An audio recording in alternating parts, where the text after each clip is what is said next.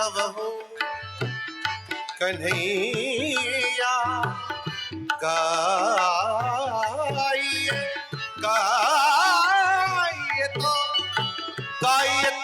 तुम्हें कहूँ मोर जियरा को तरसाइए ना,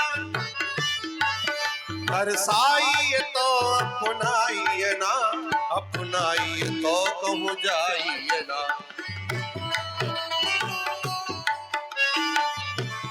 नजलाना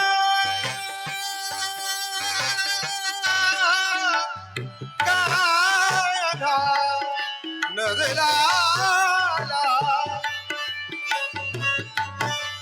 रोज न आइए जो मनमोहन, तो पुनि एक विनय सुन लीजिए। नैन हमारे तुम्हारे भये बस, बिन देखे कहो कैसे जीजिए। ठाकुर लाल प्यारे सुनो,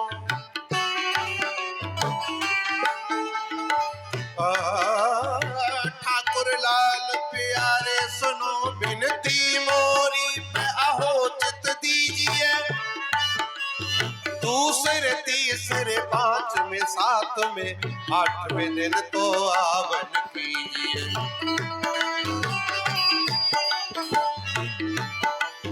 हरे बांस की बसुरिया निकुसी पर्वत फूल, जो मैं ऐसो जानती है देती तोरे मरो। आग लगो इन बासन में, बासन में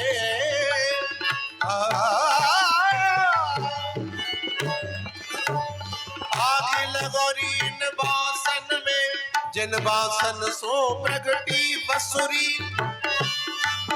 सही सांझ बजे आधी रात बजे, बड़े भोर बजे कस के बसुरी। मनमोहन को ऐसी बाण परी, मनमोहन को ऐसी बाण परी। नित्वाय बजावत है बसुरी, ब्रज को बस वो हमने छोड़ो, ब्रज में बस वैरन तू बसुरी।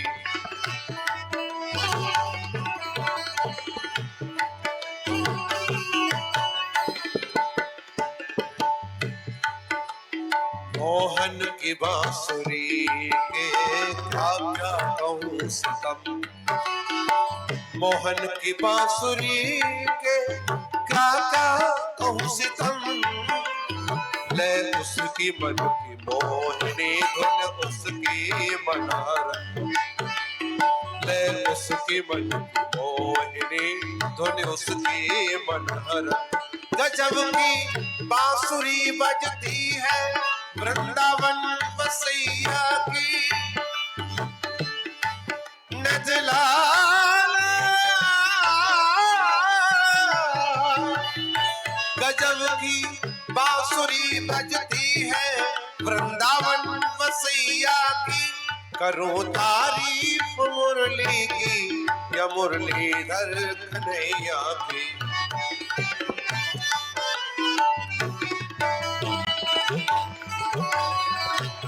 जहाँ चलता न था कुछ काम, तीर और कमानों से। जहाँ चलता न था कुछ काम, तीर और कमानों से।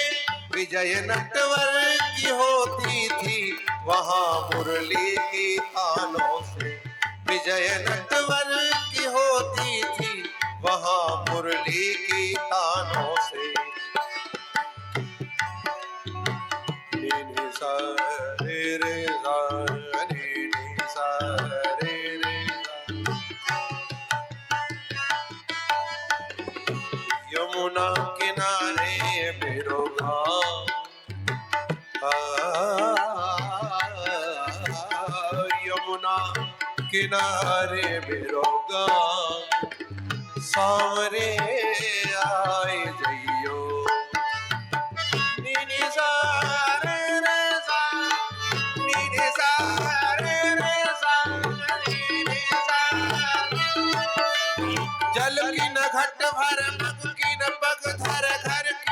मस्ती कर बैठी भर सासुरी।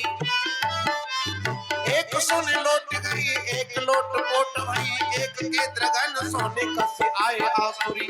एक के द्रगन सोने कसी आए आसुरी, एक के द्रगन सोने कसी आए आसुरी।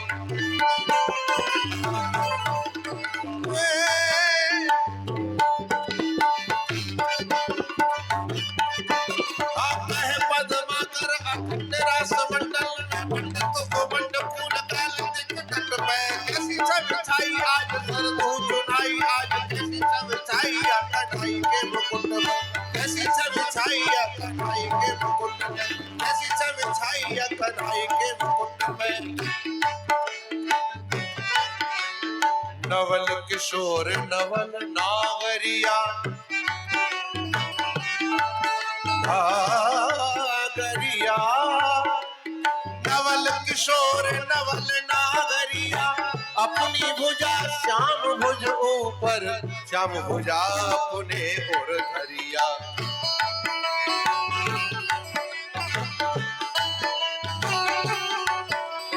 करत विहार तरन तनया तट, श्याम श्याम उमग रस भरिया। यो लपटाए रहे दो जन, मरकत मणि कंचन जैसे जरिया। या उपमा को रवि ससी नाही,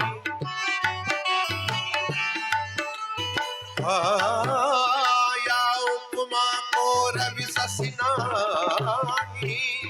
कंदर्प कोटि वार ने करिया, सूर जुगल धन धन जोड़ी पे। नंद कुंवर वृषभानु दुलरिया, नंद कुंवर वृषभानु दुलरिया, नंद कुंवर वृषभानु दुलरिया।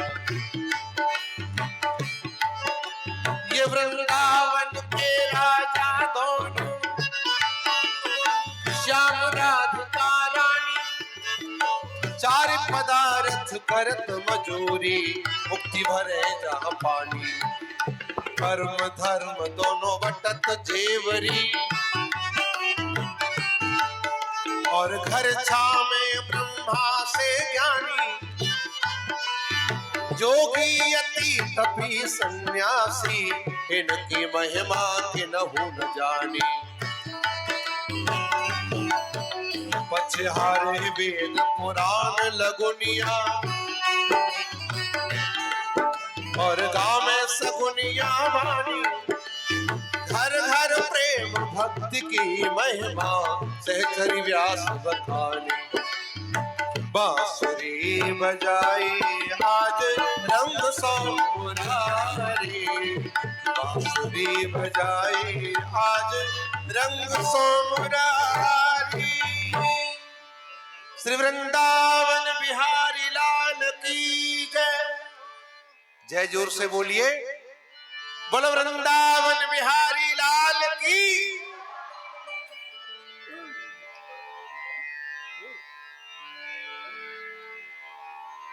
आज गोपाल लिए व्रजवाल, सुरास रचो बंसी बट छैया।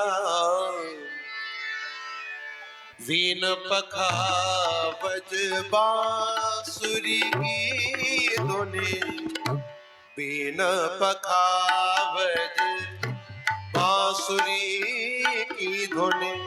आनंद सिंधु बढ़ो ते ही भैया, मेरे भाव उठो हिया राधिका के,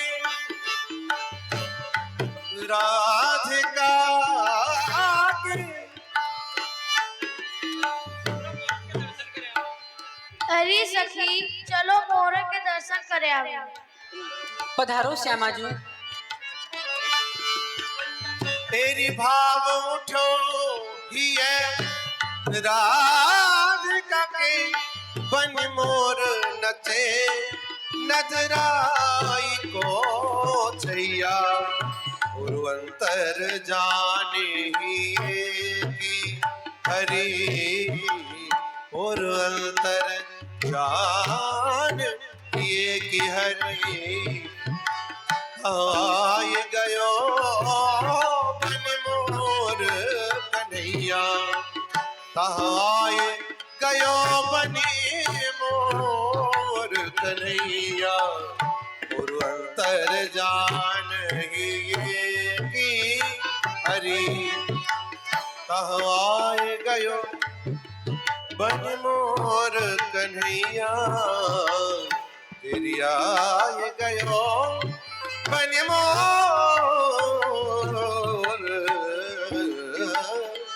ओ बनी मोर कन्हैया, बन मोर, बनी मोर कन्हैया। और अंतर जान अंतर जान ही कि हरि आय गयो बन मोर कन्हैया। बोल मोर भगवान की। कान्हा मोर बनिया, कान्हा मोर बनिया, कान्हा मोर बनिया।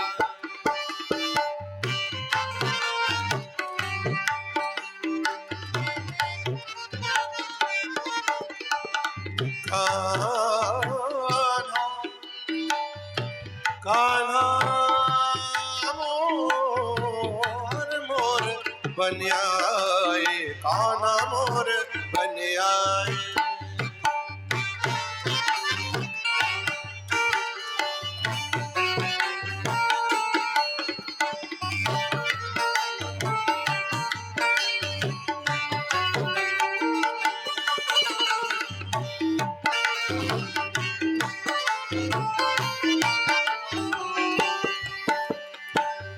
कान्हा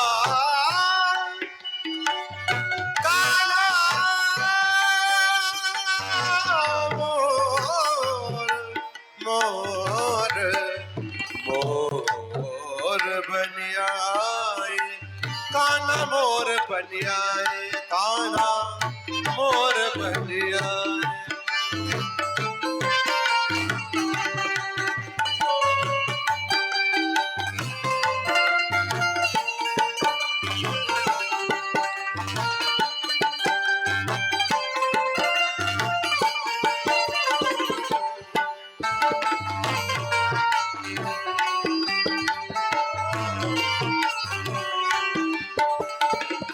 खोरी नटनागर आज नाचत है यमुना तट पे, देखो री नटनागर आज नाचत है यमुना तट पे। बीन पखावज बांसुरी की धुन बाज रही बंसी वट पे।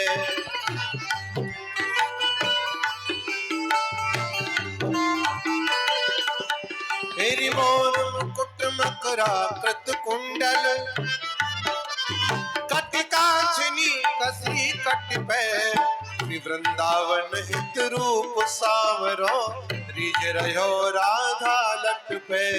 हाँ वृंदावन हित रूप सावरो, रिझ रहो राधा लट पे।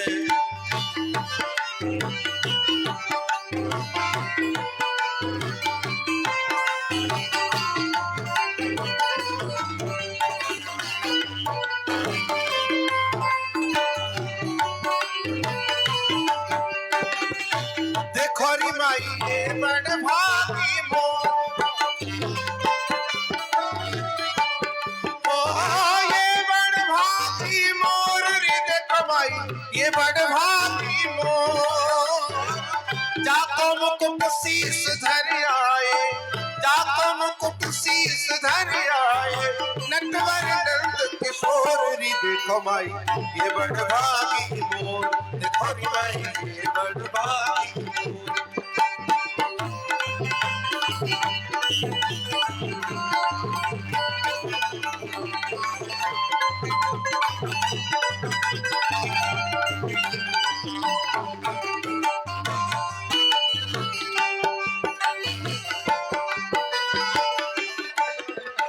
बड़भागी हम सब ब्रजवासी, हाँ बड़भागी हम सब ब्रजवासी, जो पुण्य किए भर झोर, अब वृंदावन रज हम बन जावे, ब्रज की रज यदि अब बन जावे, तो लागे चरणन कोर री देखो माई ये बड़भागी मोर, देखो रे माई ये बड़भागी मोर।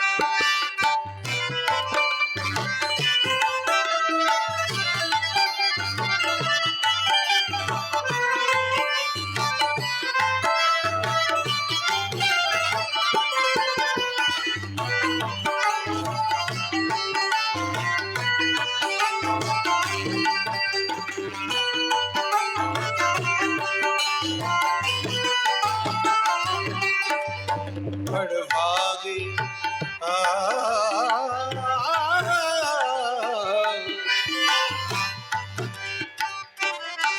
भैया ब्रह्मादिक सनकादिक अरु नारद, नित्य ठाड़े रहत कर जोर, सूरदास संतन को सर्वस, सूरदास भक्तन को सर्वस, ब्रज को माखन छोर री देखो माई ये बड़भागी मोर, देखो री माई ये बड़भागी मोर। कान्हा मोर बन आए, कान्हा मोर बन आए, बोलो मोर भगवान की जय हो।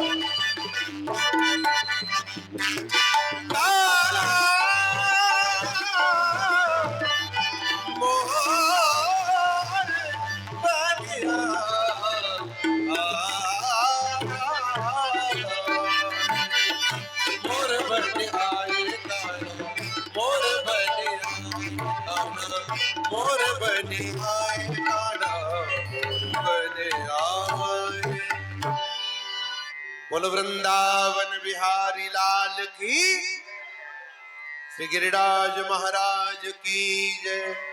हाथ उठा के बोलो जय जय श्री राधे, जय जय श्री राधे, जय जय श्री राधे। प्रिय भक्तजनों, हम लोग भगवान श्री कृष्ण की परम पावन लीला का दर्शन करने के लिए यहाँ उद्यत हुए हैं। सज्जनों, भगवान की लीला परम पावन है। अभी आपने रास का दर्शन किया है, रास लीला बोलते हैं ना, रास लीला। तो अभी तक आप लोगों ने जो देखा वो है रास। अब इसके आगे जो होगा उसे कहते हैं लीला। रास में गायन वादन नर्तन तीनों का समावेश होता है। इसे नित्य रास भी कहते हैं, ये ठाकुर जी का नित्य होता है। इसके बाद में जो होगा वो लीला कहते हैं। लीला का मतलब है जिसमें भगवान के चरित्रों का अनुकरण किया जाता है, वो लीला कहलाती है। तो भगवान श्री कृष्ण की लीलाओं का हम लोग यहाँ दर्शन करेंगे निरंतर 7 दिन तक, 4 तारीख तक आप लोग लीलाओं का दर्शन करेंगे। श्रीमद् भागवत महापुराण की कथा आप लोग श्रवण कर रहे हैं और श्रीमद् भागवत की कथा में ही भगवान श्री कृष्ण की लीलाओं का भी वर्णन आता है। वह लीलाओं का वर्णन श्रीमद् भागवत के 10वें स्कंद में आता है। वो चौथे दिन की कथा में आप लोग श्रवण करेंगे, जब भगवान श्री कृष्ण का जन्म होता है, प्रादुर्भाव होता है, और उनकी अनेक प्रकार की बाल लीलाओं का तथा उनकी द्वारिका की लीलाओं का वर्णन भी आप लोग भागवत कथा के माध्यम से श्रवण करने वाले हैं। लेकिन जो लीलाएं भागवत जी में वर्णन की गई है, वही लीलाएं आप लोग यहाँ इस मंच से लीला के माध्यम से उसे दर्शन करेंगे। जो वहां श्रवण करेंगे वही लीलाएं यहाँ दर्शन करेंगे। तो इस प्रकार से आपको 2 गुना लाभ मिलने वाला है। उधर श्रवण भी करेंगे, उधर दर्शन भी करेंगे। तो भगवान की लीलाओं का दर्शन करना ये सौभाग्य का विषय माना जाता है। देखो, ये रास बिहारी ठाकुर जी जो है, ये भगवान आप लोग जो दर्शन कर रहे हैं, इनको केवल ऐसा नहीं कि छोटे छोटे बच्चे या कोई मनोरंजन का साधन, ऐसा नहीं। जब ठाकुर जी का मुकुट इनके सिर पर धारण हो जाता है तो ये छोटे बच्चे नहीं रहते, ये फिर साक्षात ठाकुर जी हो जाते हैं। भाई, अब मंदिर में मानव के द्वारा बनाई गई एक पाषाण की मूर्ति ला करके रखते हैं ना, और जब प्राण प्रतिष्ठा हो जाती है तो वही मूर्ति साक्षात भगवान, उसे मान करके हम लोग उनकी पूजा अर्चना करते हैं और वह हमारी सब मनोकामनाओं को पूर्ण भी करती है। वो मूर्ति वो साक्षात भगवान ही हो जाती है। उसी प्रकार से ये बच्चे हैं, लेकिन ये छोटे बच्चे ब्राह्मण बालकों को, ब्रह्मचारी बच्चों को जब ठाकुर जी का मुकुट धारण करा दिया जाता है तो इसको आवेश अवतार कहा जाता है। शास्त्रों में इसका वर्णन है आवेश अवतार, यानी इन बच्चों के अंदर ही ठाकुर जी का आवेश हो जाता है। और ये फिर हमारी श्रद्धा के अनुसार, हमारी भावना के अनुसार जितना हमारा भाव होगा उतना हमको लाभ देंगे। भाव के पीछे लाभ है।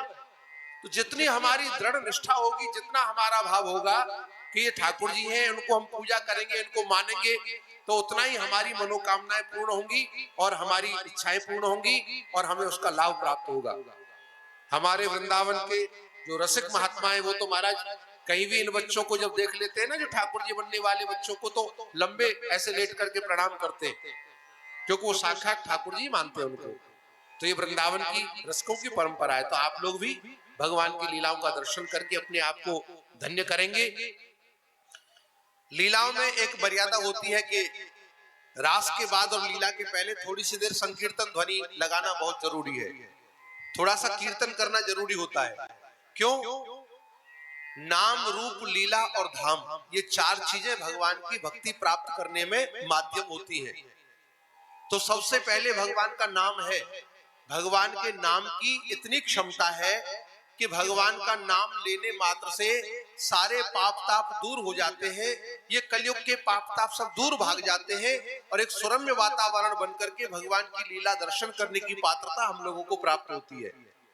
हमारा मन, बुद्धि, चित्त, अहंकार सब कुछ लीला में लय हो जाता है। तो भगवान का संकीर्तन करना बहुत आवश्यक है।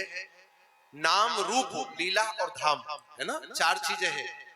तो लीला में चारों ही चीजें मिल जाती हैं। नाम यानी हम संकीर्तन आपसे रोज करवाएंगे 2 मिनट, वो आपको नाम मिल जाएगा। आपके मुख से भगवान का नाम निकलेगा तो आपको पुण्य मिलेगा। और रूप का आप लोगों ने दर्शन किया भी ठाकुर जी का। लीला भी आप लोग दर्शन करने वाले हैं, भगवान की जन्म की लीला के दर्शन करेंगे। और उसके बाद में धाम, तो ये तो धाम बन ही गया। यहाँ यज्ञ भगवान विराजमान है, सभी देवताओं का आवाहन किया जाता है। आपके यहाँ 33 करोड़ देवताओं का आह्वान किया गया है। वृंदावन से रास बिहारी भगवान पधारे हैं, श्री भागवत जी विराजमान हो गई है, संत महात्माओं का आगमन हो रहा है। तो ये धाम तो बन ही गया, ये पुण्य क्षेत्र बन गया है, पवित्र धाम बन गया है। अब ये कोई साधारण गांव का खेतों का हिस्सा नहीं रह गया, ये धाम बन गया है। तो इस समय आप लोग पवित्र तीर्थ में बैठे हैं, ऐसा आपको जानना चाहिए। इस धाम में आकर के पवित्र तीर्थ में बैठे हैं और भगवान की लीलाओं का, कथाओं का श्रवण कर रहे हैं, लीलाओं का दर्शन कर रहे हैं। तो ऐसा आपका हृदय में भाव होना चाहिए। तो आइए 2 मिनट मेरे साथ सब बोलेंगे, और पहले मैं बोलूं फिर आप लोग भी गाइए, और उसके बाद में लीला प्रारंभ हो रही है। गोविंद जय जय गोपाल जय जय, बोलो। हाँ, बहुत बढ़िया। गोविंद जय जय गोपाल जय जय गोविंद। श्री राधा रमण हरि गोविंद जय जय, राधा रमण हरि गोविंद जय जय, गोविंद जय जय हरि गोपाल जय जय गोविंद। बोलो। गोविंद जय जय गोपाल जय जय, गोविंद जय जय, राधा रमण हरि गोविंद जय जय, गोविंद जय जय गोपाल जय जय, श्री राधा रमण हरि गोविंद जय जय, गोविंद जय जय गोपाल जय जय, राधा रमण हरि गोविंद जय जय, राधा रमण हरि गोविंद जय जय हरि गोपाल जय जय, राधा रमण हरि गोविंद जय जय। सब बोलो प्रेम से ताली बजा करके। गोविंद जय जय हरि गोपाल जय जय,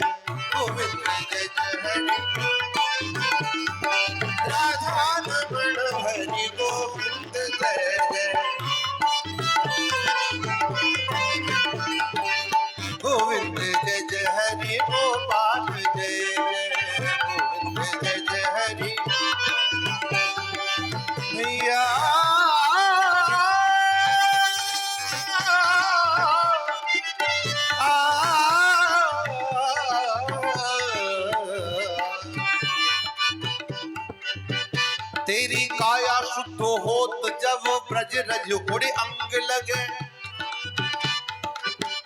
हमारा शरीर कब पवित्र होता है?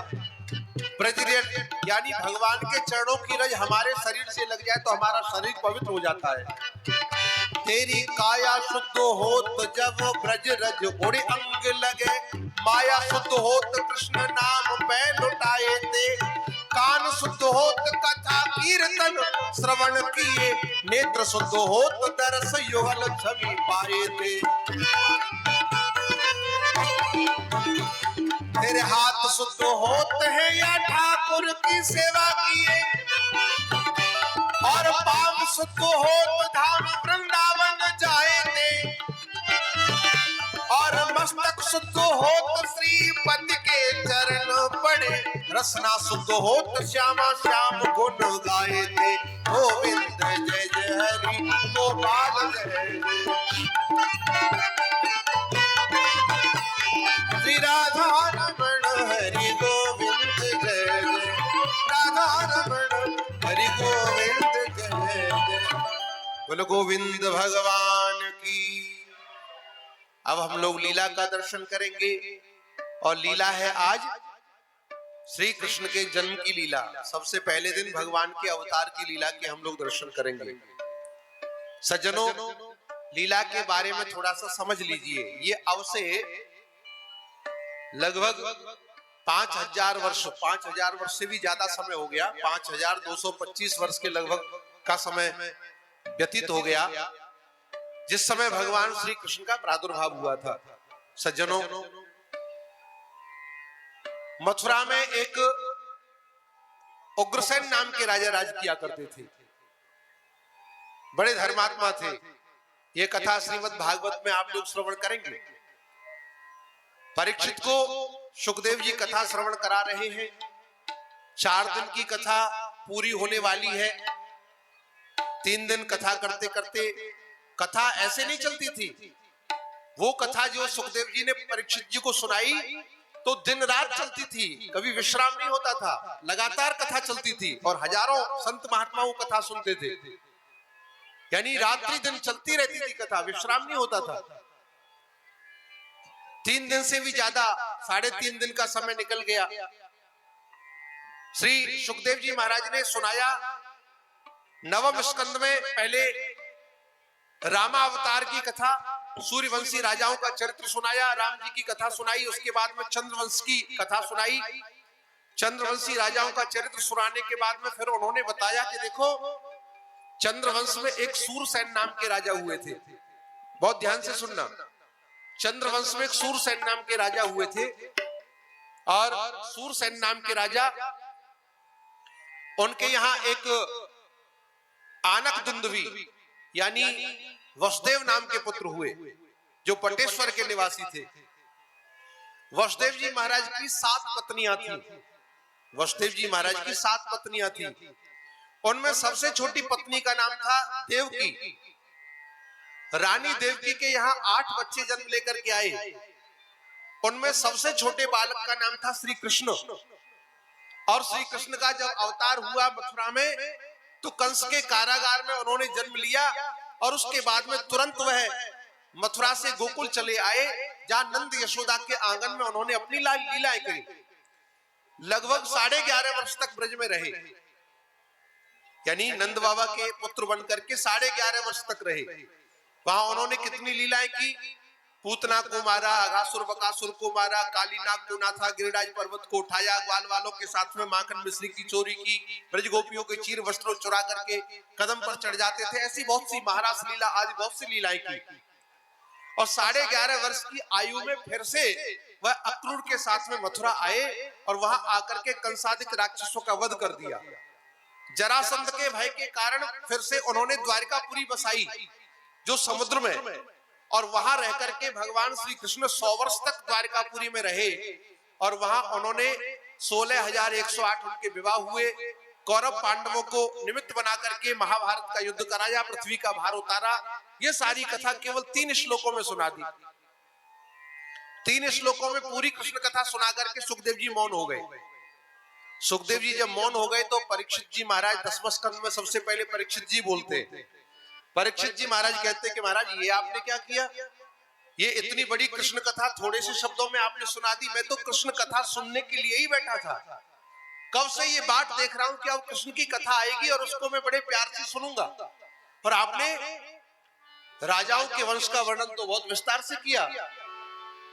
कथितो वंश विस्तारो भवता सोम सूर्ययो राज्ञां चोभय वंश्यानां चरितम परमाद्भुतम। आपने राजाओं का चरित्र तो खूब बड़ा चढ़ा करके सुनाया, लेकिन जो कथा सुनने के लिए मैं बैठा था वो तो आपने बहुत थोड़े से शब्दों में सुनाई। प्रभु ऐसा मत करो, श्री कृष्ण की कथा मुझे विस्तार से सुनाइए, क्योंकि उन कृष्ण की कथा सुनना चाहता हूं मैं। कौन से कृष्ण कि जिस समय मैं अपनी माता के गर्भ में था, उस समय अश्वत्थामा ने ब्रह्मास्त्र का प्रयोग करके मेरी माता के गर्भ को नष्ट करना चाहा।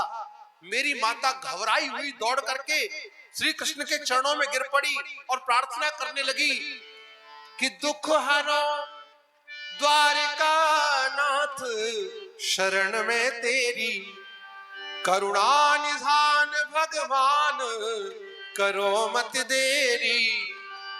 भगवान कृष्ण के चरण पकड़ करके रोने लगी कि प्रभु मेरी रक्षा करो, अगर मैं भी मर जाऊं तो कोई बात नहीं, लेकिन मेरे उदर में जो आपके भक्तों का एक अंश बचा है, एक बालक बचा है, वो भी मेरे साथ में नष्ट हो जाएगा, फिर तो आपके भक्त पांडवों का वंश ही नष्ट हो जाएगा। इस बालक की किसी भी प्रकार से रक्षा कर लीजिए। भगवान उतावले हो गए। भगवान कृष्ण ने इतना छोटा रूप बनाया, बिल्कुल अंगूठे के बराबर, अंगूठे के बराबर रूप बना करके और उत्तरा के गर्भ में प्रवेश किया। हाथ में गदा लेकर के ऐसे घुमाते हुए और उस ब्रह्मास्त्र का निवारण किया, परीक्षित की रक्षा की। इस प्रकार परीक्षित कहते हैं कि जिन्होंने गर्भावस्था में मेरी रक्षा की थी, उन भगवान की कथा मुझे विस्तार से सुनाइए। महाराज पिता महामे समरे मरंजय देव प्रतास्ता मंगल है। कैसी कैसी बड़ी भारी सेना कौरवों की, 100 भाई थे कौरव, दुर्योधन आदि 100 भाई थे। उनके साथ में पितामह भीष्म, द्रोणाचार्य, कृपाचार्य, अश्वत्थामा, शल्य, शकुनी, कर्ण, विकर्ण, जयद्रथ, एक एक योद्धा, इतना बड़ा बड़ा योद्धा कि महाराज पूरी दुनिया को जीतने की ताकत रखता था। और उनके पास में 13 अक्षौणी सेना, और पांडव तो केवल 5 ही भाई थे, 7 अक्षौणी उनके पास में सेना थी। लेकिन फिर भी कृष्ण की कृपा से भगवान कृष्ण का आश्रय लेकर के इतनी बड़ी सेना को जीत लिया, और 5 पांडवों में किसी का भी बाल बांका नहीं हुआ। उन भगवान कृष्ण की मुझे कथा सुनाइए। जब ऐसा परीक्षित ने कहा तो सुखदेव जी महाराज कहने लगे कि बेटा मैं तो देखना चाहता था कि कृष्ण की कथाओं में तेरा कितना प्रेम है। जब तू कृष्ण कथा सुनना चाहता है तो मैं तुझे अवश्य सुनाऊंगा, लेकिन 4 दिन हो गए तूने कुछ भोजन नहीं किया, कपड़े नहीं पहने, दूसरे नहाया नहीं। एक काम कर, स्नान करके कपड़े बदल ले, थोड़ा कुछ खा ले, फिर मेरे पास में आकर के बैठना। परीक्षित कहता है नहीं नहीं बाबा, अब मुझे न कुछ खाना है न कुछ पीना है। आपके मुख से अमृतमयी जो कथा निकल रही है भगवान कृष्ण की, उस कथा से मेरी भूख प्यास सब उड़ गई, मैं तो केवल कथा सुनूंगा। तो सुखदेव जी महाराज ने कहना शुरू किया कि सुनो, मैं तुम्हें बताता हूं। मथुरा में उग्रसेन नाम के राजा राज किया करते थे, उन्हीं के यहाँ कंस का जन्म हुआ था। महाराज कहूं कथा सुंदर सुख देनी, अघोहरिणी वैकुंठ नसेनी, श्री कृष्ण चरण पंकज रति देनी, जन पावन करती जिमि बेनी, श्री कलिंद तनया तट पावन, बसत मधुपुरी परम सुहावन, ताको सुवन कंस अति पापी, असुर बुद्धि भयो जग संतापी, ताको सुवन कंस अति पापी, असुर बुद्धि भयो जग संतापी।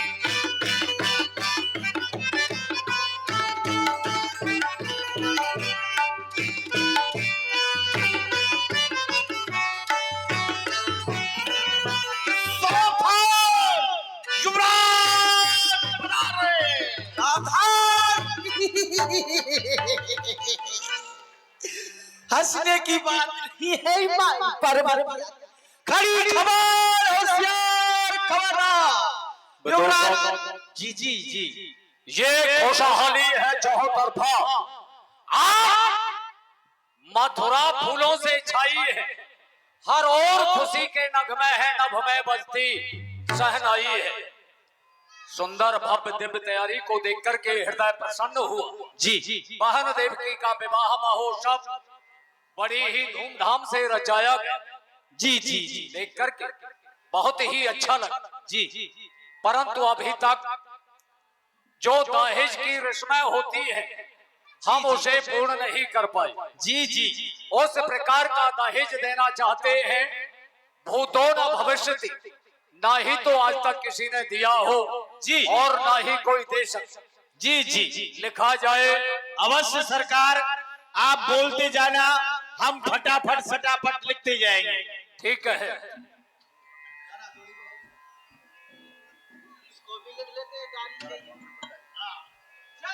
जी जी जी हाँ बोलिए, आप बोलेंगे महाराज। 400 रथ, 400 रथ, 800 घोड़े, 800 घोड़े, 200 हाथी में अंबालियों के साथ सजे हुए, 200 हाथी मेमबालियों के सुशोभित, 200 सुंदर दास और 200 दासियां, 200 दास, 200 दासियां, 200 खवास, 200 खवासियां। ये क्या है? जी सरकार, जो आप हाथी घोड़ा गधा ऊंट दे रहे हो, उनके लिए घास कौन खोद कर लाएगा? वो घास खोदने वाले घसियारे नहीं होंगे और सारे आभूषणों से सजे हुए एक सुंदरता के प्रतीक, जो कि वहां देखने वाले नागरिक ये विचार करें जी ये बहन देवकी और मानवर बसदेव जी की सेवा के लिए समर्पित किए गए। अवश्य सरकार। एक खजाना सोने का, एक खजाना चांदी का, एक खजाना हीरा पन्ना जवाहरातों का, एक खजाना सोने का, एक खजाना चांदी का, एक खजाना हीरा जवाहरातों पन्नाओं का, एक खजाना लोहे का, एक खजाना मिट्टी। जी जी लोहे का क्या होगा? सरकार, आप हीरा मोती पन्ना सोना चांदी दे रहे हैं। बसदेव महाराज छोटे राजा, इनके ऊपर भी केसी राजा ने चढ़ाई कर दी, तो हथियार तो सभी बनते हैं लोहे से ही। बल्लम है, फरसा है, बंदूक है, भाला है, सब लोहे से ही बनता है सरकार। चलो ये भी दे दिया जाए जी और कुछ बाकी तो नहीं है।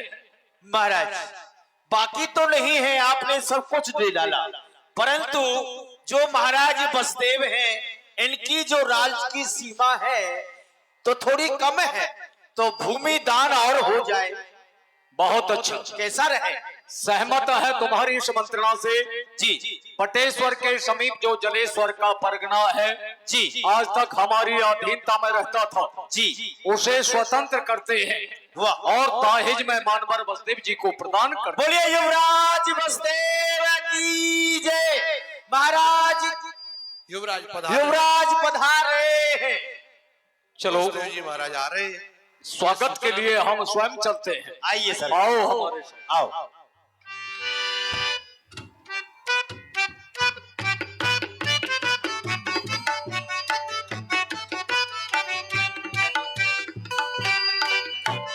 आइए आइए आइए आइए, अरे फूफा जी आइए आइए आइए आइए।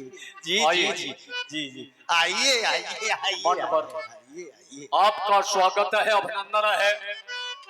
बहुत समय के पश्चात आपसे मिलना हुआ, परम सौभाग्य है हमारा। हम ये जानना चाहते हैं, मथुरा में रह करके आपको कोई कष्ट तो नहीं हुआ? युवराज, जिस राज्य का युवराज इतना अच्छा हो, उस राज्य में आकर के भला हमको क्या कष्ट हो सकता है? हमको अथवा हमारे जितने भी बाराती हैं, किसी को भी कोई कष्ट नहीं हुआ। बहुत अच्छा। परंतु क्या? दीवान, ये फूफा जी क्या कहना चाहते हो? देखिए जो युवराज कंस है, हाँ, कुछ कह नहीं पा रहे थे, आप संकोच कर रहे हो, पर मैं तो आपका प्रिय हूँ ना, आप मुझसे कहो। जो कंस है जी वो हमारे संबंधी हैं, रिश्तेदार हैं, बिल्कुल रिश्ते में साले लगते हैं। सत्य है। तो उनसे कुछ भी कहने में हमको बड़ा ही संकोच होता है। हाँ हाँ हाँ, अरे इसीलिए। कुछ बताइए, सेवा में कमी रह गई है क्या फूफा नहीं, जी? हैं? नहीं। क्या सालियों ने मजाक नहीं की आपसे? किया। अरे किया। भोजन की सेवा, आलू वालू का जूस नहीं मिला क्या? मिला। मिला। मिला। तो फिर आप क्या कहने चाहते हो? हम जाना चाहते हैं। क्या कहा फूफा जी? नहाना चाहते हो? आईसी डबल आईसी आपको किसी ने नहलाया नहीं है? बताइए, आपको यहाँ 2-3 दिन हो गए आते आते, आप नहाए नहीं हो, आप किससे नहाओगे? सामने कुंड है, चलिए मैं आपको अभी गोता लगवाता हूँ। नहाना नहीं चाहते दीवान, और जाना चाहते हैं। खाना चाहते हो तो आप बताइए ना फूफा जी, रसगुल्ला खाओगे, प्याज खाओगे, इमरती खाओगे, बालूशाही खाओगे, चुम चुम चुम चुम खाओगे, कि वो राता खाओगे, कि कड़ी पकौड़ा खाओगे? दीवान जी, दीवान जी, दीवान क्या जी, खाओगे आप बताइए? हम खाना नहीं चाहते, बहुत खा चुके हैं। अच्छा, बस अब हम यहाँ से विदाई चाहते हैं। क्षमा करिए फूफा जी, क्षमा करिए। क्या हुआ? यह सेवा हम नहीं कर सकते। अरे आप महलों में चले जाइए ना, आपकी जो साली सट्टी है वो आपकी पिटाई कर देंगी। ये भी कोई बात है करने की? अपने संग के मित्रों को लाइए। ये बताइए कि आपका विवाह नहीं हुआ था? हमारा विवाह? हाँ। अरे फूफा जी पूछिए ही मत, हमारा विवाह तो हुआ है। हुआ था? हाँ। तो ये बताइए, विवाह के बाद में आप अपनी पत्नी को लेकर के अपने घर पर नहीं आए थे? ना ना ना, घर पर आने की क्या जरूरत है, हम तो वहीं रहे थे। कितने दिन? अरे रहे थे कम से कम 90 कम 100 साल। हैं? हाँ हाँ फूफा जी, जब हमारे सास और ससुर की नाक में दम आ गया। अरे हमारी जो सासू माँ है ना, हाँ। वो बड़ी कटकनी है, कटकनी। अच्छा। हमारा कान पकड़ती थी, क्योंकि हम खाते थे खूब सारा, चावल भी खाते थे। वो तो इसलिए पता ये है। पड़ गया है। हाँ। और खा के सो जाते थे। हाँ। तो सासू जी हमसे परेशान हो गई, कान पकड़ के बाहर छोड़ दे। हम इतने बेशरम थे अंदर। अरे आप रुक जाइए 2-4 दिन। नहीं नहीं नहीं, जाना चाहते हो? जाना चाहते हैं। महाराज से कहे। कहिए। महाराज की जय हो सरकार। क्या हो? फूफा जी कुछ कह रहे हैं विदाई के बारे में। युवराज, क्या कहना चाहते हो? युवराज, आप भली भांति जानते हैं अब हमारा विवाह हो गया है। विवाह के बाद में कुल की कुछ ऐसी अलौकिक नीति एवं रीति हुआ करती हैं जो कि अपने राज्य में जाकर ही पूर्ण होती हैं। इसीलिए हम चाहते हैं अब आप अपनी बहन देवकी को हमारे साथ विदा करें। मान्यवर, इस शब्द को सुनकर के हृदय में बहुत बड़ा जबरदस्त घूसा सा लगा। जी। अपार कष्ट का अनुभव हुआ। लगता है आपकी सेवा में कोई त्रुटि हो गई। अगर ऐसा है तो मैं क्षमा प्रार्थी हूँ।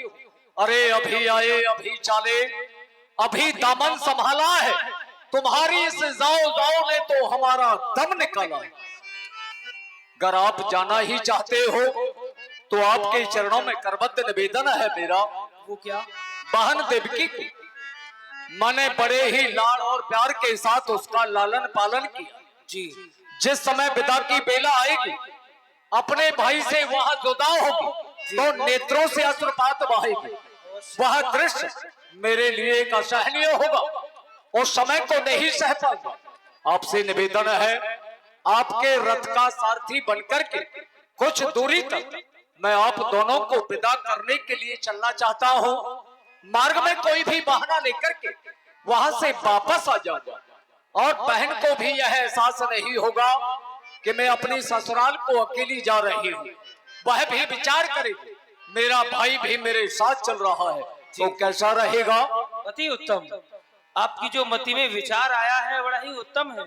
आप अपनी बहन को विदा करने के लिए हमारे रथ के सारथी बन सकते हैं। सेवक जी जी सरकार।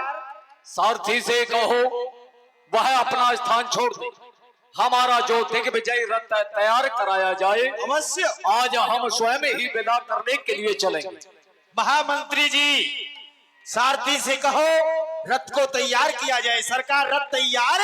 और ऐसा कहते हैं जी। जो तो भर कन्या की भामर किसके घर फिरती नहीं, किसकी चौखट है जो के बंधन बाहर से सजती नहीं। जी। आज मैं खुश हूँ। ओए होए होए होए होए होए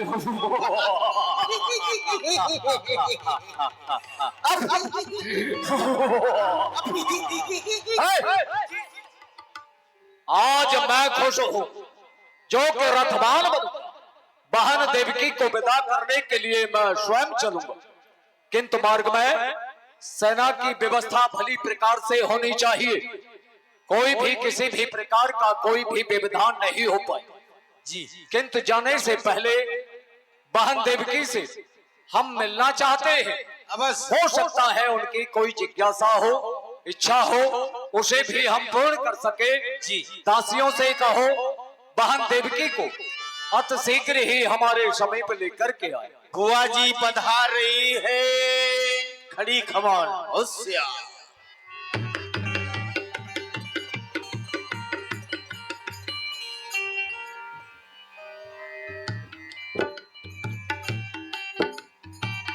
आओ। भैया बोलो बहन। आज मैं प्रथम बार मायके से ससुराल के लिए जा रही हूँ भैया। ये तो सत्य है बहन, पर ससुराल जा रही है। आप मुझे भूल मत जाना भैया।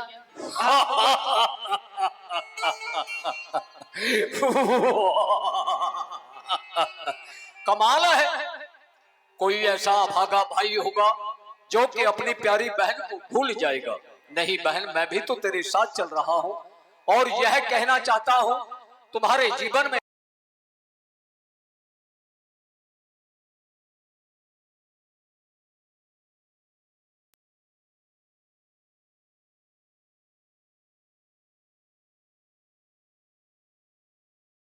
बुआ जी सरकार। कोई बात नहीं, अगर कोई इच्छा नहीं है तो आओ, बैठो, रथ में आसीन हो जाओ। चलो बुआ जी। रथ चढ़ाए तब देवकी,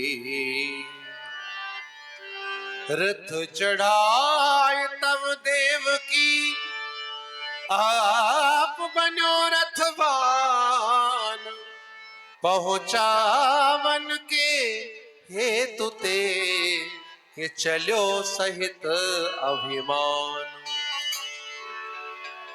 जैसे ही रथ को चलाया उसी समय ते ही क्षण गिरा विशाल, होत भई आकाश ते, हो ये कंस तेरो काल, देवकी को सुत आठयो, देवकी को सुत आठयो।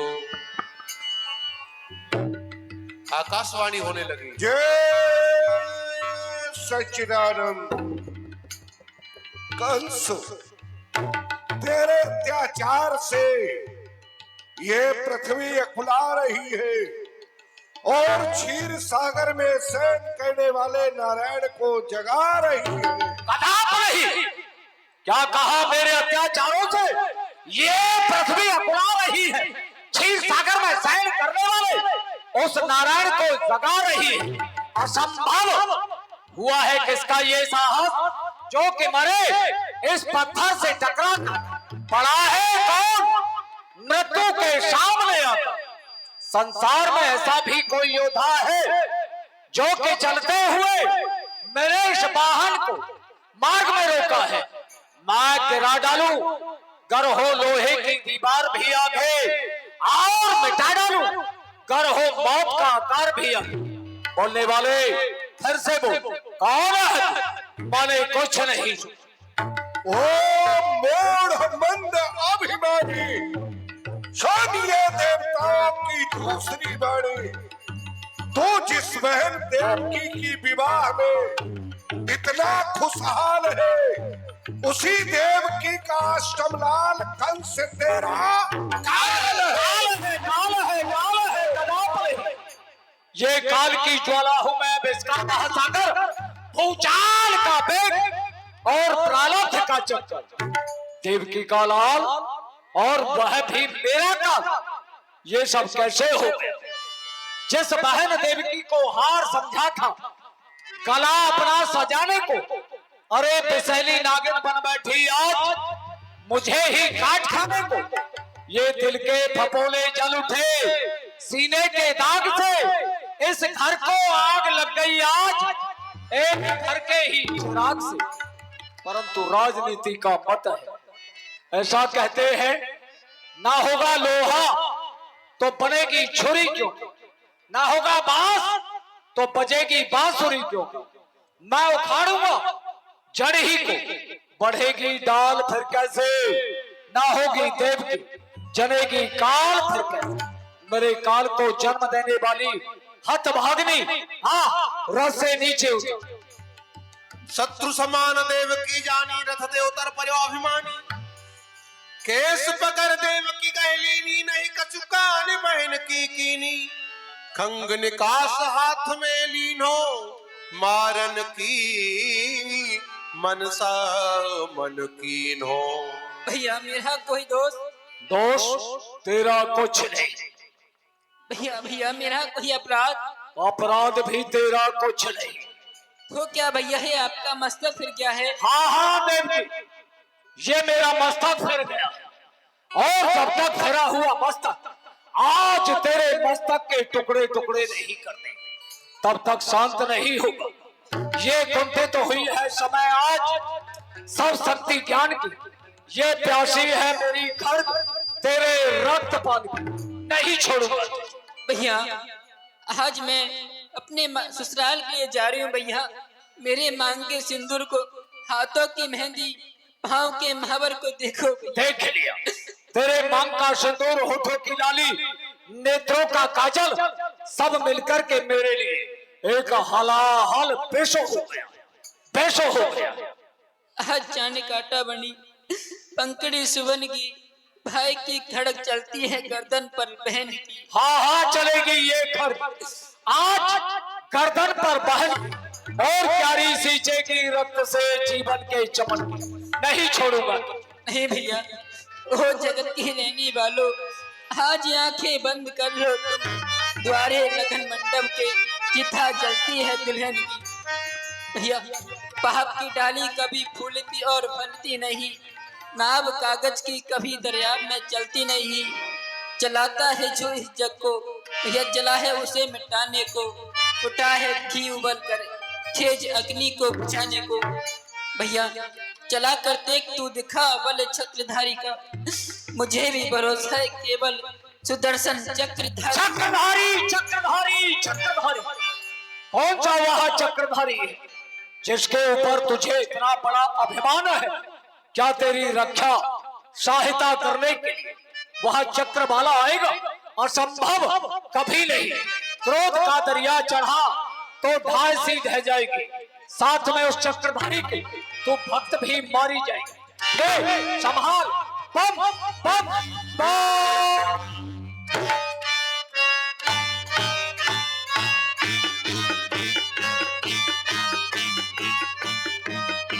क्यों श्रीमान, ये आप क्या करने के लिए जा रहे हो? क्यों बसदेव, तुम भी मेरे इस मार्ग में आढ़ा आना चाहते हो? नहीं श्रीमान, आप ही इस गलत मार्ग पर जाते हो। किस तरह? वो इस तरह नहीं, ये कर्म छत्री का जताए जोर अबला पर नहीं, ये नीति किया क्या उठाए शस्त्र अबला पर। तुम्हारी बहन ए भूपत अभी मंगल के घर में है, अरे जरा को सोचिए, मन में बंधा कंगन भी घर में है, कुछ नहीं तो उस कंगन की शर्म करो। जानता हूं, मैं धर्म को भी जानता हूँ, मगर उस पर चल नहीं सकता।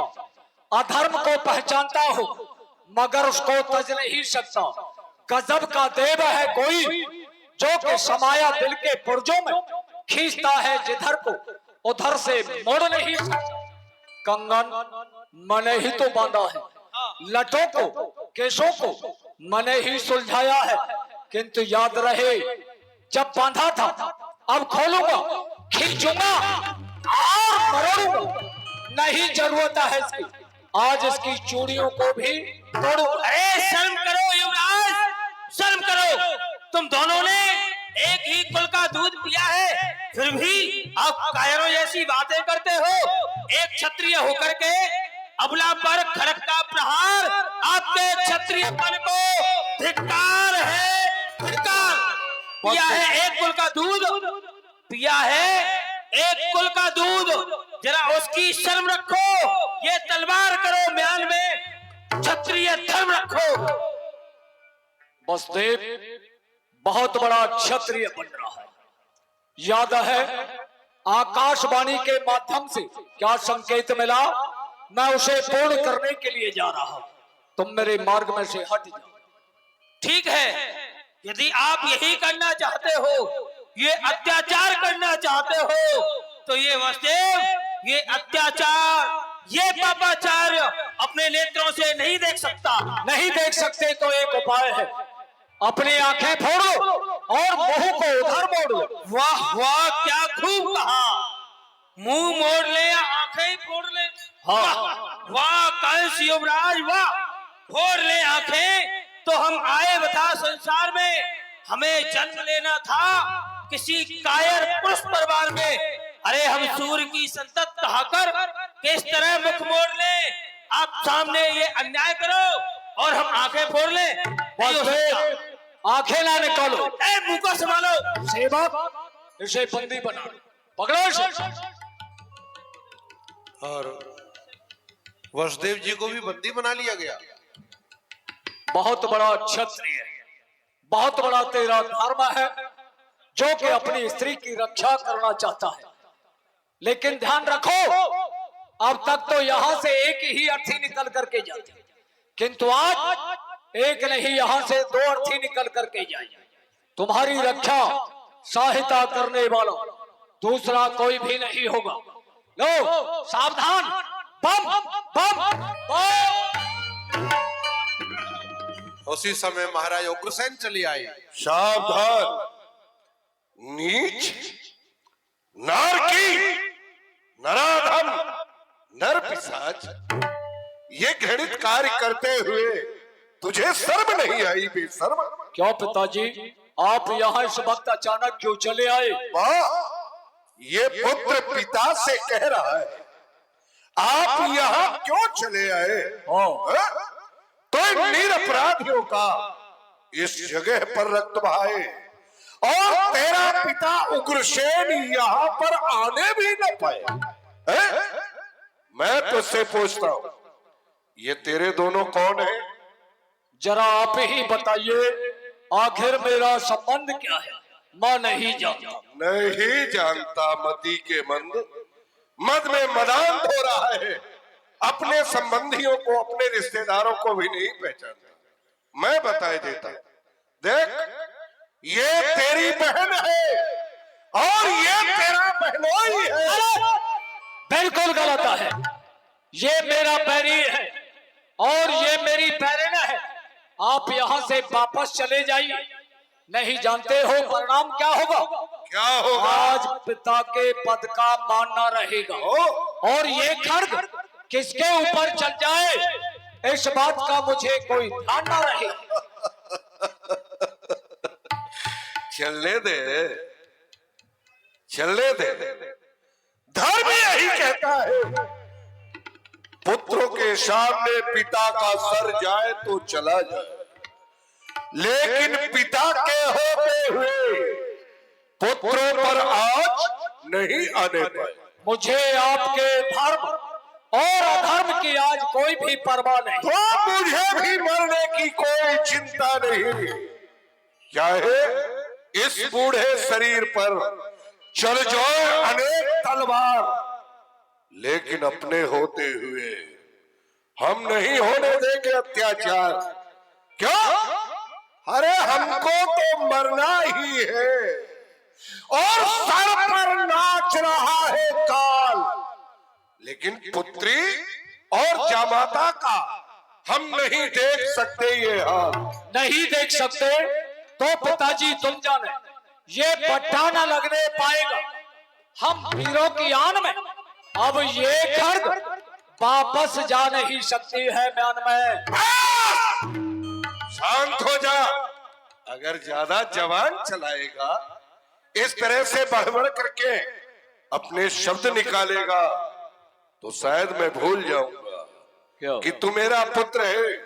मैं तुझे वही दंड दूंगा जो एक बादशाह एक नीच तुच्छ गुलाम के लिए देता है।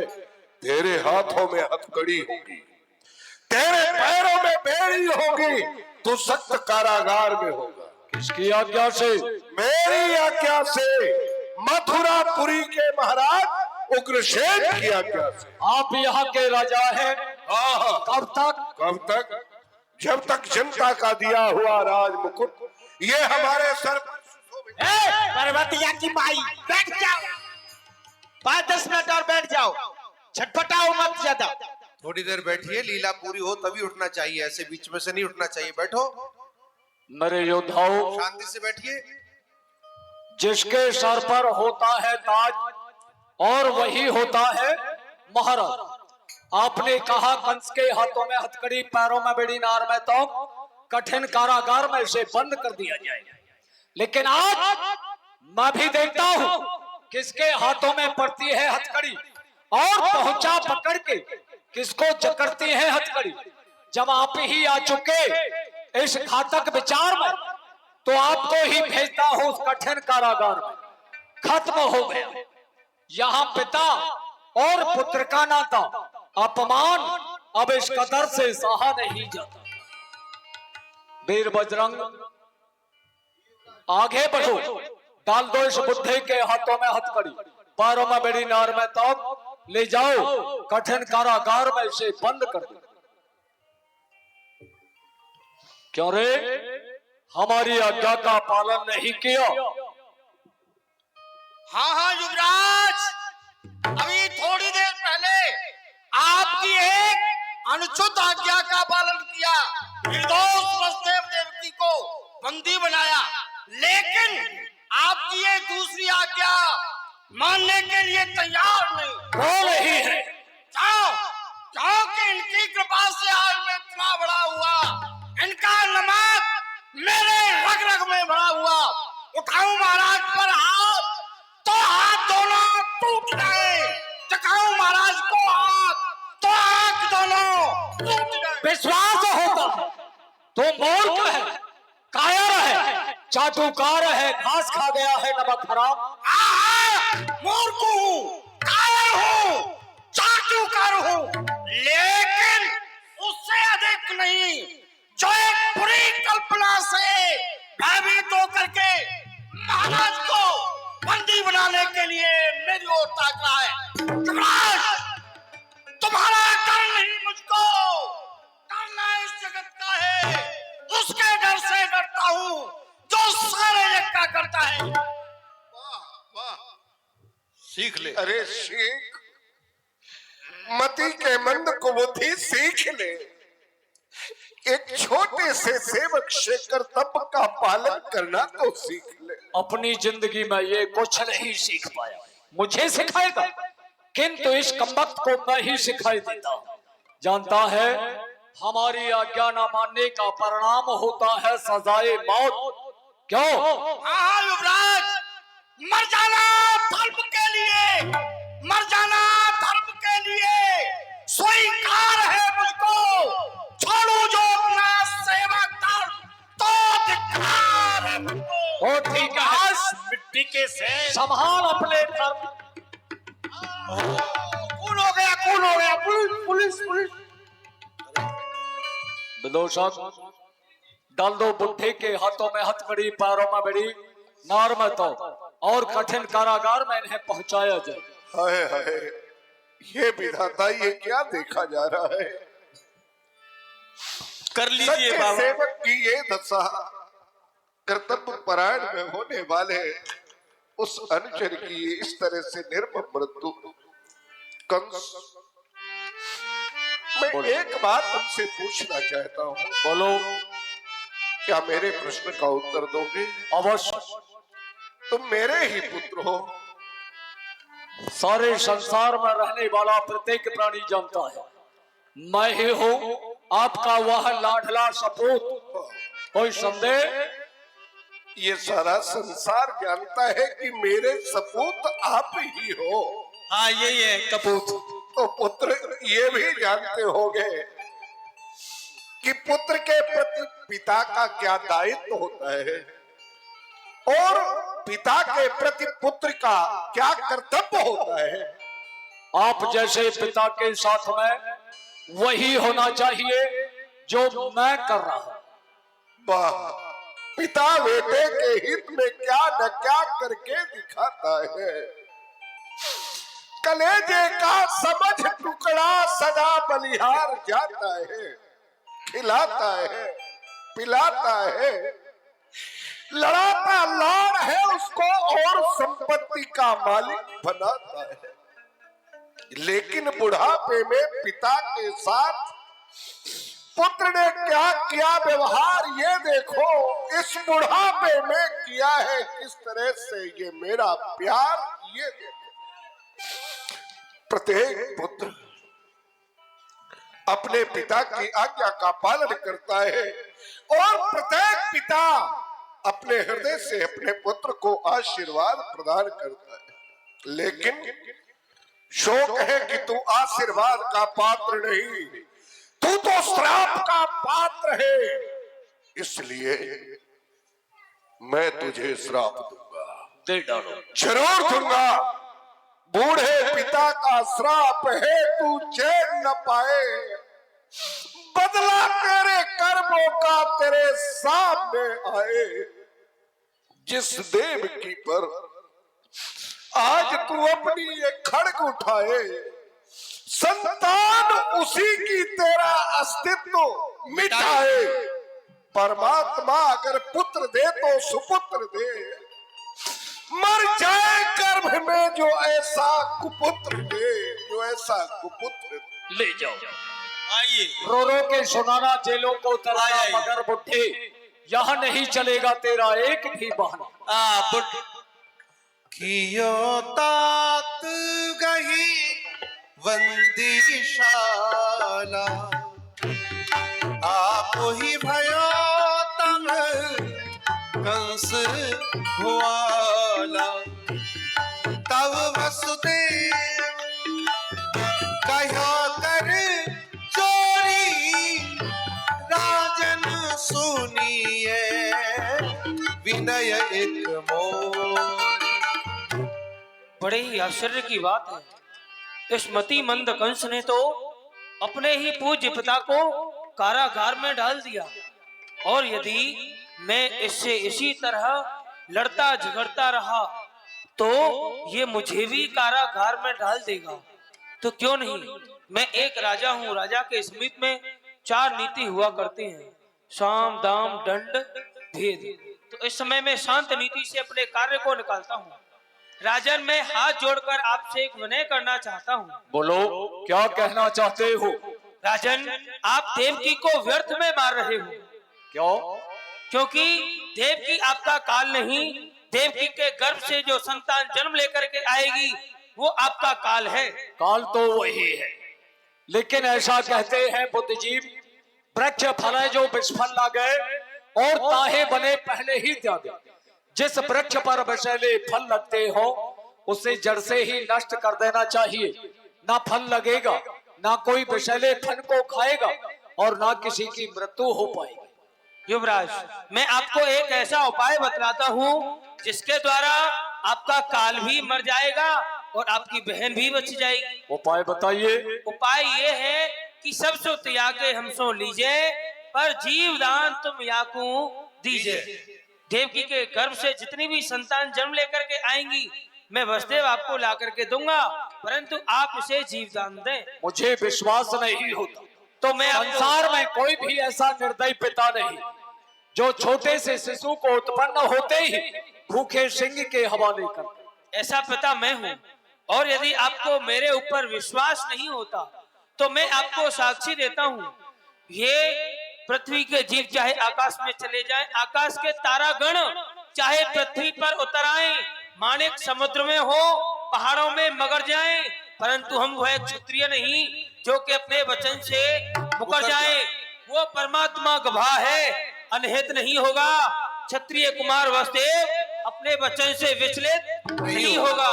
दिन के राजा सूर्यदेव, रात्रि के राजा चंद्रदेव, इन दोनों को साक्षी मानकर मैं आपको वचन देता हूं कि देवकी के गर्भ से जितनी भी संतान जन्म लेकर के आएंगी, मैं वसुदेव राजा कंस को ला करके दूंगा। वाह वाह, जय हो जय हो। दे दूंगा। किंतु इसके साथ साथ हमारी भी एक शर्त है। जी जब तक देवकी की 8 संतानें उत्पन्न होती, तुम दोनों के हाथों में हथकड़ी, पैरों में बड़ी, नार में तोक डाल करके कारागार में रहना पड़ी। स्वीकार है या नहीं? स्वीकार है राजन। धर्म पर बलिहार सब कुछ। अरे बात है ये क्या बड़ी, धर्म के खातिर सहूंगा ये मुसीबत भी कड़ी। 4 दिन की चांदनी मौत ले ले कोखरी, धर्म के खातिर पहनूंगा मैं हंसकर हाथों में हथकड़ी। स्वीकार है? विदोष साहब, जी जी जी, दोनों को बंदी बनाओ और कारागार में पहुंचो। आइए फूफा जी, ले जाओ। अब आए थे आप मेहमान खाने, और अब चलिए आप जेल खाने। चलिए आइए आइए, पकड़ ले। कोई लाख करो चतुराई, कर्मों का लेख मिटे नारे भाई, कर्म का लेख मिटे नारे भाई। हो कोई समझो इसकी सच्चाई रे, कर्मों का लेख मिटे नारे भाई, कर्म का लेख मिटे नारे भाई। काहे मनवा धीरज खोता, काहे तू नाहक रोए, अपना सोचा कभी नहीं होता, हम करे सो होए। चाहे हो राजा चाहे भिखारी, होकर सभी ने यहाँ खाई रे, कर्मों का लेख मिटे नारे भाई, कर्म का लेख मिटे नारे भाई। वाह रे लेखक विधाता, तेरे लिखे हुए विधान को कोई भी नहीं बैठ सकता। दोनों उस प्रकार के अतिथि थे, प्रत्येक प्राणी मथुरा में रहने वाला भव्य दिव्य स्वागत कर रहा था, किंतु आज अपार कैदियों की भांत दोनों ही कारागार में बंद हैं। इन्होंने कितना बड़ा अपराध किया, परंतु यह तो एक साधारण मानव है। उस समय ने परमात्मा मर्यादा पुरुषोत्तम राम को भी नहीं बख्शा। अयोध्यापुरी का राज तिलक होने वाला था, समय ने पलटा खाया, उन्हें भी 14 वर्ष का वनवास हुआ। समय के फेर से रघुवर उदासी बन के वन में डोले थे। समय आया दशरथ पर तो अनेकों कष्ट झेले थे। समय बड़ा ही प्रबल है जो कि कराता काम जंगी का। समय आया हरिश्चंद्र पर तो भरा था नीर। बंद करो भाई गेट में बंद करो। भुआ जी रो रही थी सरकार। विदोषा जी जी जी ऐसा करो, सारे मथुरा शहर में मुनादी कर दो। जी वर्तमान में किसी को नहीं पता है, किसी को विदित नहीं कि यहाँ का राजा कौन है। तो महाराज ये अवतार लिया मैंने, जग में पर्चे घर घर बंटवा दो। वेद पुराणों के अंदर केवल मेरी ही महिमा छपवा दो। जी जो मूर्ति ना पूजेगा मेरी, मैं उसको सख्त सजा दूंगा। गरम कढ़े में डलवा करके बदला सभी चुका लूंगा। जी वर्तमान में यहाँ का राजा उग्रसेन नहीं, महाराज कंस है। जी यहाँ जितने भी धर्म के कार्य हैं सभी पर प्रतिबंध लगा दिया जाए। यज्ञ आदि अनुष्ठान, ब्राह्मण भोजन, साधु को भोजन, कोई कुछ नहीं होगा। आइए भगवान शिव की पूजा होगी या फिर हमारी। मुनादी कर दो। जी ब्राजी बोलिए कंस महाराज जी की। जोर से बोलिए भाई, बोलिए कंस महाराज जी की। ए पर्वतिया की माई हंसने की बात नहीं, बड़े गहराई की बात है। बोलिए जोर से, बोलिए कंस महाराज की, कंस महाराज की। ध्यान दीजिए, आज से मथुरापुरी के महाराज स्वयं कंस राज हो चुके हैं। भाई जो करेगा धर्म उसका हम फोड़ देंगे कर्म, जो करेगा पाप उसके बन जाएंगे हम बाप, वो भी अपने आप। जो करेगा हल्ला उसके मुंह में फोड़ दिया जाएगा रसगुल्ला। नया है जमाना, नया है खेल, चक्षुदर की खोपड़ी में चमेली का है तेल। सुनिए सुनिए बुनियादी सुनना गौर से, फिर बातें करना किसी और से। आज से मथुरापुरी में जो तरक्की हो रही है, जो सुविधा दिए जा रही है, वह सुविधा सुन लेना। पहले हम सभी लोग किससे खेती करते थे? हल से, बैलों को परेशान करते थे। आज से हल बंद, आज से खेती सभी लोग करेंगे ट्रैक्टर। सब्जी में क्या क्या चीज खाते थे? भट्टा है, जिसने खाया भट्टा उसका मुंह हो गया फटा। आलू है, आज से वो सब बंद। खाने के लिए लाल लाल लाल लाल लाल लाल लाल लाल टमाटर, मटर, हरी सब्जी। पैदल चलते थे, बड़े परेशान हो जाते थे, बैलगाड़ी से चलते थे। आज से वो सब बंद, आज से सिंगल सवारी चलेगी, तो उसके लिए स्कूटर।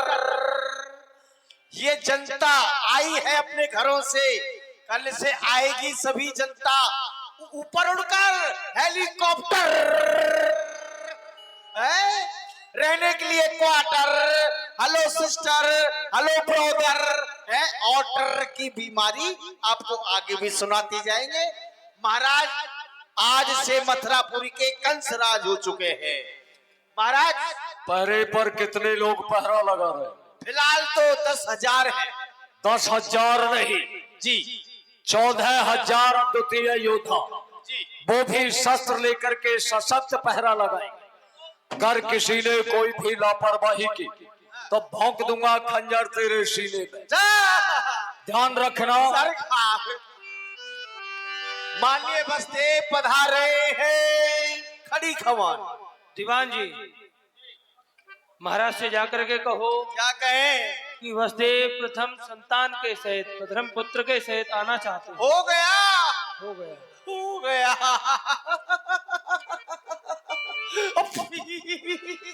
क्या हुआ? बंद करने की देर नहीं हुई, हो गया। अच्छा खबर करते हैं महाराज से। महाराज की जय हो। क्या हुआ रे? अरे महाराज लड्डू बटने दो। किस खुशखबरी में? अरे हल्ला गुल्ला बजने दो, बैंड बाजा भी बजने दो। क्यों? अरे महाराज आप तो मामा बन गए और हम नाना जी बन गए। तू नाना कैसे बन गया और हम मामा कैसे हो गए? सरकार, हाँ जो आपकी बहन देवकी है, हाँ हाँ, उनकर कारागार में प्रथम पुत्र का जन्म हुआ है। वाह वाह वाह वाह वाह वाह, बहुत अच्छा। और सरकार, जो हमारी लड़की है हाँ उस पे एक लड़की का जन्म हुआ है। अच्छा, इसलिए आप बन गए मामा जी और हम बन गए नाना जी। बसदेव जी को लेकर के आओ हमारे समीप। आइए बसदेव जी। राजन, मैं अपने वचन के अनुसार अपनी प्रथम संतान आपको देता हूँ। लो। प्रथम पुत्र जब देव की जायो, ले वसुदेव तुरंत चले आयो, ले वसुदेव तुरंत चले आओ। ओए होए होए होए होए।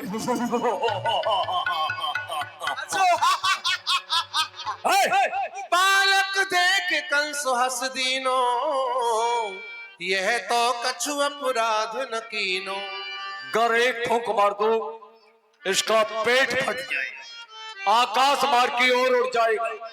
मांस का एक लोथड़ा बेखिला एक फूल है। इसका वध करना अन्याय है, अपराध है और भूल है। किंतु मेरा जो काला है वह तो आत्मा है, प्रथम पुत्र नहीं हो सकता। इसे वापस कर देना चाहिए। क्यों विदूषक? निर्दोष बच्चा है। निर्दोष है महाराज, फिर क्यों महाराज? ये आपका काल नहीं हो सकता और है। विदूषक जी तुझे बच्चा खिलाने का बहुत शौक था ना? हाँ सरकार, जो आपकी आज्ञा हो जाए तो मैं भी खिला लूं। देखो इसे संभालो, बहुत सुंदर सकुमार बच्चा है, प्यार से स्नेह से देखो इसे। रो रहा है सरकार। हाँ जो इसका मुंह है ना, हाँ, जो इसकी आंख है वो आपसे मिल रही है, क्यों नहीं, हम मामा है ना। और इसका जो माथा है वो आपसे मिल रहा है। और क्या? इसके छोटे छोटे हाथ हैं सरकार, हाँ छोटे छोटे पैर हैं, छोटी छोटी उंगलियां हैं। इसका सारा ही सामान छोटा छोटा। लाला लाला लोरी, लाला लाला लोरी के दूध भरी कटोरी के, दूध में बतासा लाला करी तमाशा। लाला की अम्मा गई पर कम्मा, लाला दे गई फटो पजम्मा। लाला रोवे अम्मा अम्मा अम्मा। क्या हुआ, क्या हुआ? लीजिए लीजिए लीजिए। क्या हो गया विदूषक? अरे बताएं सरकार। हाँ अरे बच्चे ने ड्रेस ही खराब कर दी। क्या हो गया? अरे क्या करे, वो कर गया ना, सारा प्यार तेरे ही ऊपर उड़ा दिया सरकार। बचपन में तेरी भी आदत ऐसे ही थी, अब को सुधर गई है। अरे सरकार क्या बताएं। मनवर बसदेव जी, जी आप वचन के अनुसार इसे लेकर के आए, किंतु हम भी इसे जीवदान देते हैं। ले जाओ, एक से लेकर के 6 संतानों का भली प्रकार से लालन पालन करना। अच्छा किंतु जब 8वीं की बारी आए उसे ला करके मेरे हवाले करना, ध्यान रखना, ठीक है?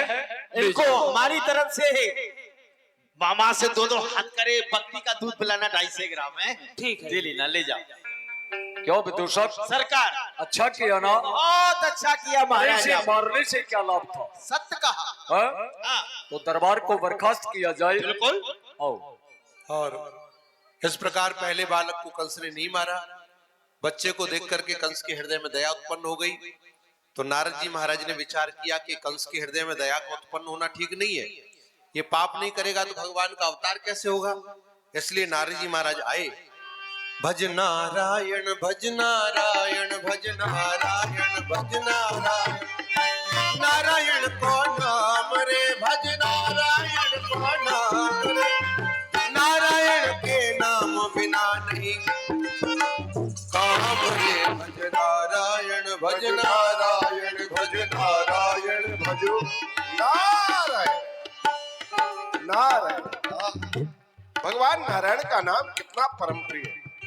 एक बार जीव अगर उन्मत्त होकर के भगवान नारायण का गुणानुवाद गाता है तो जीव के कोटान कोट जन्मों के किए हुए पाप भी सब दूर हो जाते हैं। लेकिन मृत लोक में रहने वाले जीव जो है, मद में मदान होकर के अभिमान के वशीभूत क्या कहते हैं? कोई कहता है महल सोने के हम बनवाएंगे, कोई कहता है महल सोने के हम बनवाएंगे, कोई कहता है शहंशाह हम बन जाएंगे। लेकिन ये कोई नहीं जानता इस मानव की क्या औकात है। 4 दिन की चांदनी और फिर अंधेरी रात। संसार में मानव जो है अभिमान के वशीभूत नाना प्रकार के विचार करता है। लेकिन जीवो जरा विचार करो, बिना परमात्मा के भजन के इस संसार में कल्याण नहीं है। क्यों? आदमी का जिस्म क्या है? जिस्म है सैदा जहां, एक मिट्टी की इबारत तो एक मिट्टी का मका, खून का गारा बनाया ईद जिसमें हड्डियां, चंद्र श्वासों पर खड़ा है ये ख्याले आसिया, मौत की पुरजोर आंधी जब इससे टकराएगी तो ये इमारत टूट के बस खाक में मिल जाएगी। ये मृत्यु की आधी रूपी झोंका लगते ही ये मानव का जीव जो है समाप्त हो जाता है। लेकिन जरा विचार करो, अगर तुम्हें संसार में आए हो तो कुछ सत्कर्म करो, ज्ञानी होना चाहो तो गंगा स्नान करो, ध्यानी होना चाहो तो धर्म को बढ़ाइए, जीने को चाहो तो जीवों की रक्षा करो, और योगी होना चाहो तो इंद्रिय वश लाइए, नाचने को चाहो तो नाचो भगवान आगे, गाने को चाहो तो गुण गोविंद के गाइए, भागने को चाहो तो भागो बुरे कर्मों से, और आने को चाहो तो श्री कृष्ण शरण आइए। सुखी मीन जहां नीर अगाधा, जिम हरि शरण न एक हुआ। परमात्मा के शरण में किसी भी प्रकार की कोई बाधा नहीं होती, ये परमात्मा की पूर्णतः परम कृपा। लेकिन ये क्या, हमारे नारायण की लीला में अचानक ही ये क्या, जिस कंस के हृदय में कभी दया भाव उत्पन्न ही नहीं होना चाहिए, आज उसके हृदय में दया ने उत्पन्न अपना स्वरूप प्रकट किया है। आज जिस बालक की हत्या करना चाहिए, आज कंस ने उस बालक की हत्या नहीं की, उसे जीव दान दे दिया। ये तो आश्चर्य की बात है। अगर इस तरह से ये जीव रक्षा करता रहेगा तो हमारे परमात्मा के आने का कोई भी माध्यम नहीं बन सकता। इसलिए चला जाए, मथुरापुरी चला जाए और राजा कंस की मति को भ्रमित किया जाए, और कंस के द्वारा नाना प्रकार के पाप, अत्याचार, दुराचार जितने कार्य हैं सब कराए जाए। जब पाप होगा, अत्याचार होगा, तो हमारे परमात्मा का साक्षात्कार होगा। इसलिए चला जाए। नारद हरि भगत सयाने, प्रभु के मन की रुचि पहचाने, गए तुरंत मथुरा नृपपासा, गावत हरि गुण परम हुलासा, नारायण नारायण नारायण नारायण नारायण। अरे भैया, जय हो गुरु भगवान, जय हो नारद बाबा जी, प्रणाम प्रणाम। आयुष्मान भवा। कहाँ है आपके महाराज? हाँ, महाराज से खबर करते हैं। बोलिए कंस महाराज जी की जय। बड़ी खबर, ये दीनानाथ दयाल के हो यदुवीर सहाय ब्रह्मपुत्र नारद ऋषि द्वार पधारे आए। महाराज की जय हो। चलो, स्वागत के लिए हम स्वयं चलते हैं। आइए। प्रणाम। देखे कंस अति ईश्वर बढ़ाए आपके ये 100 रुपये। आइए, आपका स्वागत है, राजन, अभिनंदन है। आपका स्वागत स्वीकार है, लेकिन क्या आप ये नहीं बताएंगे हमारी विद्या बुद्धि में कुशल पारंगत होने के उपरांत आपने कौन कौन से कार्य किए, ये हमें भी तो अवगत कराइए। पूज्य गुरुदेव, यमुना में से आपने हमें निकाला, नामकरण संस्कार किया और वह सुंदर शिक्षा प्रदान की। आपने धर्म को, साधु ब्राह्मणों को हमारा शत्रु बताया। यमुना बाग में महाविष्णु यज्ञ हो रहा था, पिताजी के माध्यम से सर्वप्रथम उसे नष्ट भ्रष्ट किया। ब्राह्मणों के पोथी पत्रा यज्ञोपवीत लेकर के जला करके नष्ट कर दिया। जाकर के दिग्विजय प्राप्त की, मथुरा में आया, विद्या अध्ययन किया। कुछ समय व्यतीत तो हुआ, बहन देवकी, चाचा देवक की पुत्री विवाह के योग्य थी, सयानी थी। मानवर बसदेव जी के साथ में उसका विवाह संपन्न कराया। बहुत अच्छा गुरुदेव, मैं दोनों को विदा करने के लिए जा रहा था। मेरा तन मन खुशियों से छा रहा था। आकाशवाणी का संकेत तो होता है, अरे राजा कंस, जिस देवकी के विवाह में तू इतना खुशहाल है, इसी देवकी का अष्टमलाल कंस तेरा काल है। नारायण। मुझे क्रोध आ गया, तलवार लेकर के मारने के लिए आरूढ़ हुआ, किंतु उस समय पिताजी आ गए। उन्होंने बहुत कुछ समझाया, मैंने उन्हें कारागार में बंद कर दिया। नारायण, ये बहुत अच्छा किया। अच्छा किया ना। मानवर बसदेव जी ने वचन दिया, 1 से लेकर के 8 संतानें उत्पन्न होंगी, मैं लाकर के आपके हवाले करूंगा। और वही हुआ गुरुदेव, दोनों को कारागार में बंद कर दिया। कुछ समय के पश्चात प्रथम पुत्र को जन्म दिया बहन देवकी ने, और बसदेव जी लेकर के उपस्थित हुए। किंतु गुरुदेव, जो मेरा काल था वह तो 8वां था, प्रथम पुत्र जान करके मैंने उसे वापस कर दिया। नारायण अच्छा किया ना। नारायण नारायण। राजन, आपने जितने भी कार्य किए वास्तव में प्रशंसनीय किए, लेकिन आपने बालक को देख करके लिया और उसे जीवन दान दे दिया। नारायण नारायण। यहाँ आपने विचार नहीं किया। क्यों, क्या हो गया? जरा विचार करो। तो वह प्रथम ही आयो होई, देव चरित जाने नहीं कोई। अरे आकाशवाणी ने कहा कि देवकी के उदर से जन्म लेने वाली 8वीं संतान, शायद है वो 8वीं संतान प्रथम रूप में ही आया हो, क्योंकि देवताओं की भाषा, देवताओं के चरित्र को कोई नहीं जान सकता। नारायण नारायण। ऐसे कैसे आ सकता है? मैं तुम्हें वह तो अपने ही स्थान पर आएगा। मैं आपको संक्षेप में ही समझा रहा हूँ। हाँ बताइए। अरे मंत्री जी, आइए, अपनी उंगलियों का अष्टदल कमल बनाइए। ठीक है। थोड़ी देर के लिए आपको समझाने के लिए यह मान लिया जाए कि देवकी के उदर से जन्म लेने वाली ये 8 संतान है। ठीक है। इनको आप एक बना करके गिनिए। यहाँ से गणना की जाए। हाँ हाँ कीजिए। 1 2 3 4 5 6 7 ये 8। यही आया है ना 8? हाँ, जहाँ 8 आया है उसको आप एक मान करके और फिर से गिने। 1 2 3 4 5 6 7 ये 1 2 3 4 5 6 7। ये तो सभी एक हैं, सभी 8 हैं। राजन, हमारा नारायण काल कब कहाँ कैसे आ जाए कोई पता नहीं। नारायण नारायण। समझ गए आप? जिस तरह के अष्टदल उंगलियों के इस गणना में सभी पहली और सभी 8वीं है, उसी तरह से देवकी के उदर से जन्म लेने वाली संतान भी सभी पहली और सभी 8वीं। तो ठीक है गुरुदेव, आप विराजिए।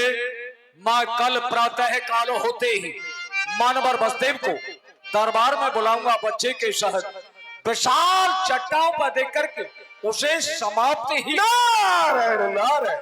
क्यों, क्या मेरा हुआ? समझाने का कार्य मैंने तो आपको अपना अनुयायी शिष्य समझ करके सत्मार्ग दर्शन कराया। अब आप जानो, आप करो या न करो। नारायण। अब मैं चलता हूँ। नारायण नारायण नारायण नारायण। अस कहे बालक फिर मंगायो।